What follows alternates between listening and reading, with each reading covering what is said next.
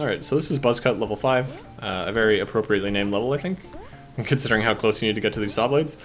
So the very first thing, this is another cycle-based level. The first cycle we want to make is we want to get up to the box before the saw blade, so we want to get up here and not die to that saw blade. It's like not too tricky. As a matter of fact, you can stand right here and you don't even die to the saw. The saw blade's hitboxes are a bit deceiving. Like the teeth basically don't exist. It's only really the circle of the saw blade that can really hit you. And so you want to keep that in mind while you're pushing this box. You can get like really quite close to these saws, and then you want to jump over them, and you can get quite close and comfortable to them. Now, when you're pushing this box off the edge, you want to do a little, you want to do a jump again. Again, it just gets you falling a little bit quicker. The same reason as I explained in the previous level. And so that's just a tiny little time save you can do. Now, one other visual cue that I use in this level is when I'm pushing this box for the first time. So what I do is I come up here and I actually press myself against this wall here.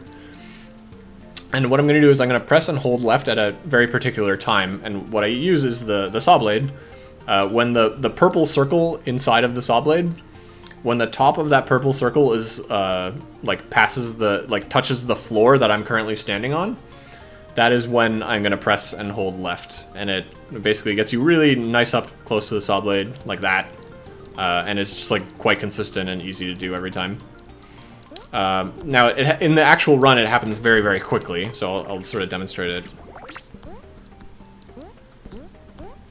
Push up, and it's almost no time, but that is sort of the cue that I use. I make sure I'm pressed up against that wall, and that's when I press left. And it's just a very consistent strat every time.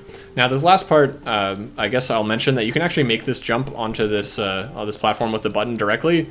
I never go for this. It's similar to level 3. It's like a pixel-perfect jump.